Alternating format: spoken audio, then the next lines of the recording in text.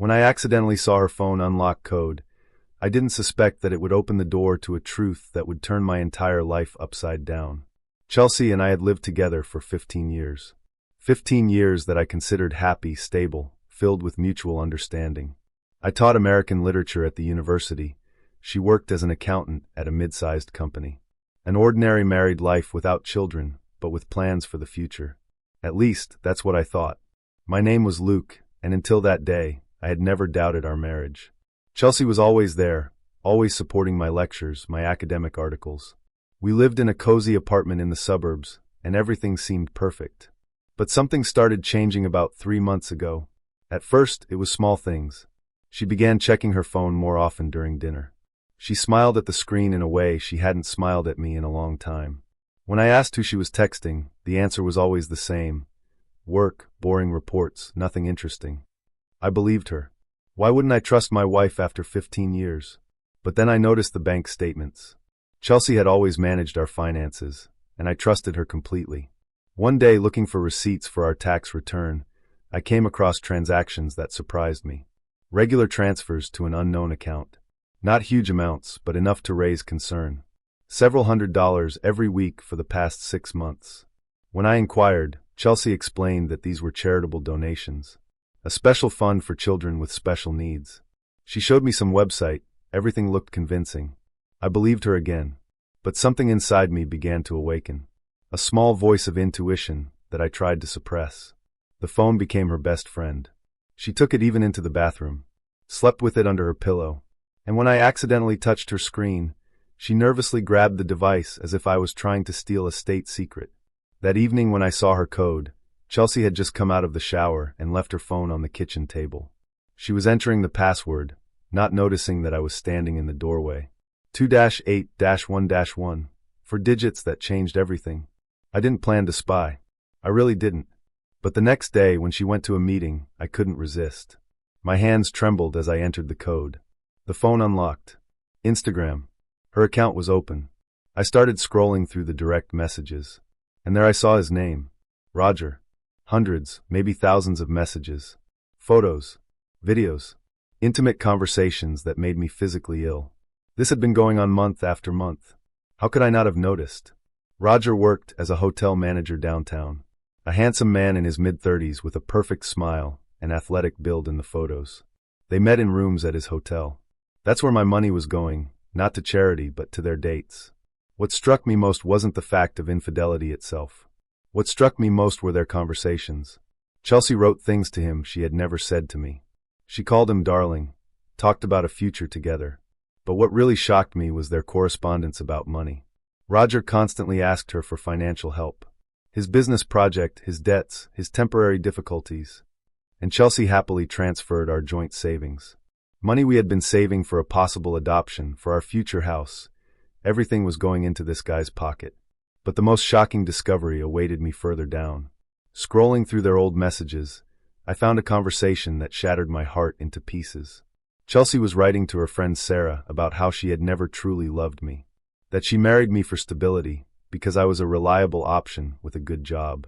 That the last 15 years had been for her a comfortable existence, but not a life.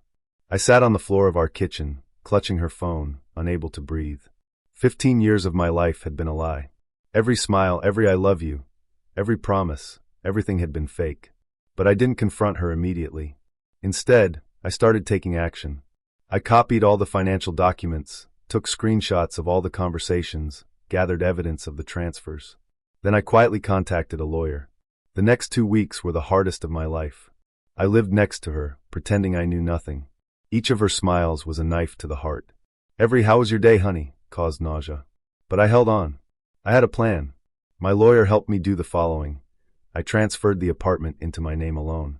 According to the documents we signed when buying it, I was the owner because my parents had given us the down payment. Chelsea was only a co-owner. I also froze our joint accounts and transferred my salary to a new personal account. Then I learned something interesting about Roger. It turned out he was married. He had a wife and 2 children. And Chelsea knew about it. They were both deceiving their partners, playing a dangerous game. The day came when I decided to end this. But I didn't want to just say, "I know about your affair." No, that would be too simple. I organized a meeting. I wrote to Roger from a fake account, presenting myself as a potential investor for his business project. Scheduled a meeting at a coffee shop. At the same time, I asked Chelsea to meet me at the same place, supposedly for a romantic evening, to restore our closeness. When Chelsea came to the coffee shop and saw me sitting at a table with Roger, her face turned white as chalk. Roger also didn't expect such a turn of events. "Sit down, Chelsea," I said calmly. "We need to talk." She tried to say something, but I raised my hand. I placed a folder with documents on the table. "Here's all the evidence. Screenshots of your conversations, financial transfers, photos. Also here are divorce papers. The apartment stays with me, since you violated the terms of our marriage.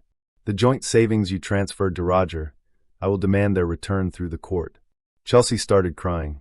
Roger tried to escape, but I stopped him. "Stay.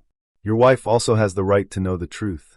I've already sent her a copy of all your conversations with Chelsea." His phone rang at that very second. His wife's name on the screen.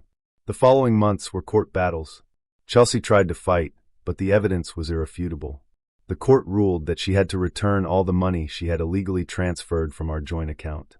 Roger also faced consequences. His wife filed for divorce, taking the children. But the most interesting thing happened 3 months after our divorce. Chelsea and Roger tried to build a relationship together. After all, that's what they had dreamed about, right? But it turned out that their romantic connection was based only on the adrenaline of betrayal and illusion. Without secrets, without forbidden dates, without the thrill of deception, there was nothing left between them. Roger turned out not to be so charming when Chelsea saw his real life. He was in debt, had problems with alcohol, and constantly asked her for money. Chelsea wasn't that passionate woman she seemed to be in hotel rooms. She was just a lost person looking for an escape from her own emptiness. 6 months after our divorce, I accidentally met Chelsea at the supermarket. She was living in a rented room, working 2 jobs to pay off her debts. Roger had left her when he realized there would be no more money. His ex-wife didn't want to come back either. He lost his job at the hotel because of the scandal and moved to his brother's place in another city. Chelsea stood at the checkout with a basket of cheap food. Our eyes met. In her eyes, I saw something I had never seen before, a real understanding of what she had lost. Not money, not the apartment, not stability. She had lost a person who truly cared about her for 15 years. A person who would have forgiven much if she had just been honest. I nodded to her and left. There was no anger, no satisfaction from revenge. There was only empty silence where a heart that had beaten for her used to be. But let me go back a bit and tell you more about how I discovered everything and what happened in between. Because the devil, as they say, is in the details. After I saw those messages on her phone, I couldn't sleep for nights. I kept replaying every moment of our relationship in my head, trying to understand when it all started going wrong. Was I a bad husband? Did I not give her enough attention? I taught evening classes twice a week, graded papers on weekends, worked on my research. Maybe I was too absorbed in my work. But then I remembered all those times I came home early to surprise her with flowers, all those weekend trips I planned, all those romantic dinners I cooked. I remembered how I supported her when she lost her father 3 years ago, how I held her through countless nights when she cried. I remembered our 15th anniversary just 2 months ago, when I rented a cabin in the mountains, and we spent a whole weekend there. She seemed so happy. She told me she loved me. She looked into my eyes and said I was the best thing that ever happened to her. It was all a lie. I started paying more attention to her schedule. She said she had late meetings at work, but when I casually called her office one evening, her colleague mentioned Chelsea had left at 5 as usual. Where had she been for those 3 hours before coming home? I checked our credit card statements more carefully. There were charges from restaurants I'd never been to, from stores in parts of the city she had no reason to visit. When I asked about a particular charge from an expensive boutique, she said it was a gift for her mother. But I knew her mother's birthday wasn't for another 4 months. The lies were everywhere once I started looking. And the worst part, I had been so trusting, so naive, that I hadn't seen any of it. I felt like a fool. My colleague at the university, Professor Margaret Harris, noticed something was wrong. One day after my lecture, she asked if I wanted to grab coffee. We sat in the campus cafe, and I found myself telling her everything. Not the details about the affair, I couldn't bring myself to say it out loud yet, but about my suspicions, my doubts, my feeling that something was terribly wrong in my marriage. Margaret listened patiently. She had been through a divorce herself 10 years ago. Luke, she said, if your gut is telling you something's wrong, it probably is. But you need to be sure before you do anything. Document everything. Get proof. Because if this goes to court, you'll need evidence. That's when I decided to see the lawyer. His name was Richard Patterson, and he came highly recommended. He was in his 50s, with gray hair and sharp eyes that had seen countless cases of marital betrayal. The good news, Richard said after reviewing my case, is that the apartment is primarily in your name because of your parents' contribution. The bad news is that she's been systematically draining your joint account, and if she's been doing it for a legitimate reason, you might not be able to recover those funds. But she hasn't, I said. She's been giving the money to her lover. Can you prove that? That's when I showed him the screenshots. His eyebrows raised as he scrolled through them. This is good. This is very good. With this kind of evidence, we can make a strong case for financial infidelity. The court will look favorably on you. Over the next week, I gathered more evidence. I hired a forensic accountant to trace the money. It turned out Chelsea had transferred nearly $45,000 to Roger over the past 6 months. $45,000. That was almost half of what we'd saved for our future. Money my parents had given us as gifts, money from my bonuses, money we'd carefully put aside. And for what? So Roger could live large, apparently. The forensic accountant discovered that he'd been using the money to pay off gambling debts. Yes, gambling debts. The business project he kept talking about in his messages was a fantasy. He was a compulsive gambler who'd already burned through his own savings and was now burning through mine. I also learned more about Roger's situation. He was indeed married, with 2 kids aged 8 and 10. His wife, Jennifer, had no idea about his double life. She worked as a nurse, pulling long shifts at the hospital, while he played house with my wife in hotel rooms bought with my money. When I finally sent Jennifer those screenshots, I felt a moment of hesitation. Was I doing the right thing? Would I be destroying her life, her children's lives? But then I thought, didn't she deserve to know the truth, just like I deserved to know? Wouldn't I want someone to tell me if I were in her position? Her response came 2 hours later. It was brief. Thank you. I've suspected something for months, but had no proof. My lawyer will be in touch with you if we need anything for the case. The night before the coffee shop confrontation, I barely slept. I kept rehearsing what I would say, how I would say it. Part of me wanted to scream, to rage, to make a scene. But another part of me, the part that had been a university professor for 12 years, the part that prided myself on logic and reason, wanted to handle this with dignity. When I saw them both sitting there, trying to process what was happening, I felt a strange calm wash over me. This was the end of one chapter and the beginning of another. I was taking control back. Chelsea's attempts to explain were pathetic.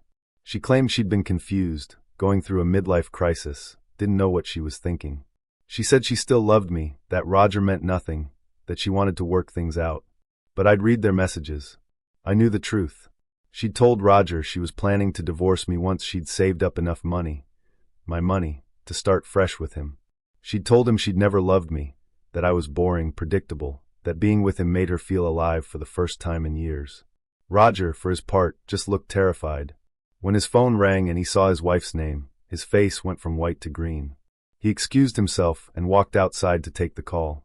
Through the coffee shop window, I could see him pacing, gesturing frantically, clearly trying to do damage control. He never came back inside. He just got in his car and drove away, leaving Chelsea sitting there alone with me. Was any of it real? I asked her. Our 15 years together? Was any of it real for you? She opened her mouth, closed it, opened it again. I don't know, she finally whispered. I think I convinced myself it was, for a long time. But Luke, we got married so young. I was 22. You were my first serious boyfriend. I never got to experience anything else. So this was about experience? About excitement? Maybe. I don't know. I just felt trapped. Then you should have talked to me. We could have gone to counseling. We could have worked on our marriage. Instead, you stole from me and lied to me, and threw away 15 years like they meant nothing. The divorce proceedings took 4 months. Chelsea fought me on the apartment, on the savings, on everything. But the evidence was overwhelming. The judge ruled in my favor on almost every point. She had to repay the $45,000 she'd transferred to Roger, though the judge allowed her to do it in installments since she clearly didn't have that kind of money anymore. During those 4 months, I moved into a hotel. Ironically, not Roger's hotel, but a different one across town.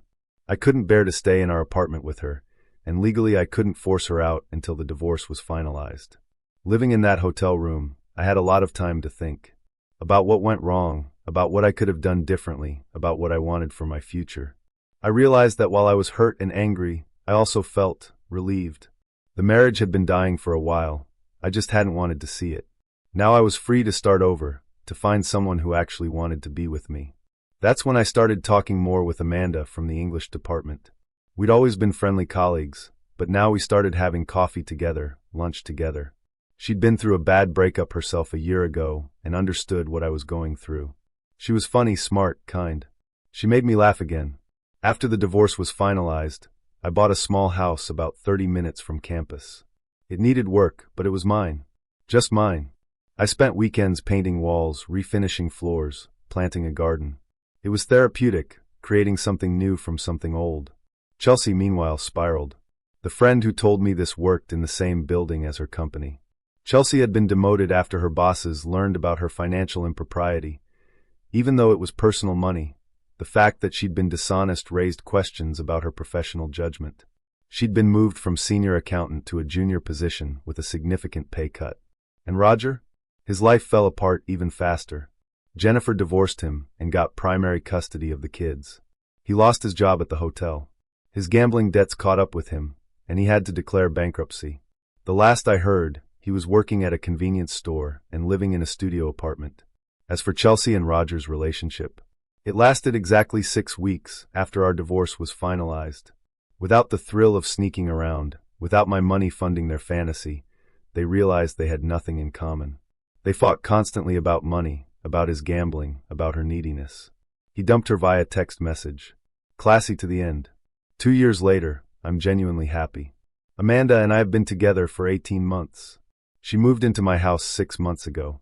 We're talking about adoption, about building a real family together based on honesty and mutual respect. I got tenure at the university. I published my book on 19th century American literature. Life is good. And Chelsea? That encounter at the supermarket wasn't the last time I saw her, though I wish it had been. About a month after that, she showed up at my house. Amanda was at work, and I was in the garden when I heard the doorbell. She looked terrible. Thinner, older, tired. She asked if we could talk. Against my better judgment, I let her in. She told me she'd been in therapy, that she was working on herself, that she finally understood what she'd thrown away. She said she was sorry, truly sorry, and wondered if there was any chance. No, I said simply. There's no chance. What you did wasn't a mistake, Chelsea. It wasn't one bad decision. It was months of conscious choices to lie to me, steal from me, and betray me. You didn't just cheat on me with one person. You betrayed 15 years of trust, of partnership, of love that I gave you freely and completely. And the worst part, you were planning to do it anyway. You were already planning to leave me. You just wanted to drain our accounts first. I know, she whispered. I know I can't fix it. I just wanted you to know that I realize now what I had. And I'm sorry. I appreciate that, I said. But it doesn't change anything. I've moved on. I'm happy now, genuinely happy, in a way I realize I wasn't with you for a long time. I hope you find peace, Chelsea. I really do. But you need to find it somewhere else, with someone else. We're done. She left, and I haven't seen her since. But I heard through mutual acquaintances that she eventually moved to a different state, trying to start fresh somewhere new. I hope she got the help she needed. I hope she learned from her mistakes. But honestly, I don't think about her much anymore. Because here's what I learned from all of this. Betrayal doesn't just hurt in the moment. It reaches back through time and taints every memory, makes you question every smile, every kiss, every I love you. But eventually, if you let it, the pain fades. The anger fades. And what you're left with is wisdom and the knowledge that you deserve better. I deserved better than someone who saw me as a comfortable option. I deserved someone who chose me every day, who was honest with me, who built a life with me instead of beside me. And I found that with Amanda. Sometimes the worst thing that happens to you turns out to be the best thing. Chelsea's betrayal freed me from a marriage that was already dead. I just hadn't wanted to admit it. It forced me to rebuild my life from scratch, and in doing so, I built something stronger, something real, something worth having. So when I think back to that moment when I accidentally saw her phone code, I don't feel angry anymore. I feel grateful. Grateful that the truth came out when it did. Grateful that I had the strength to walk away. Grateful that I found the courage to start over. And grateful that I learned, once and for all, that sometimes the best revenge isn't revenge at all. It's living well, loving well, and building a life so good that your past can't touch it. Thank you for watching the video to the end. Maybe YouTube will no longer offer you my channel. So subscribe to it by clicking subscribe on the right under the video to receive new interesting stories. Also on the right of the video, there is a playlist with other interesting stories that you can listen to, and you can also write in the comments what stories you would like to see on the channel.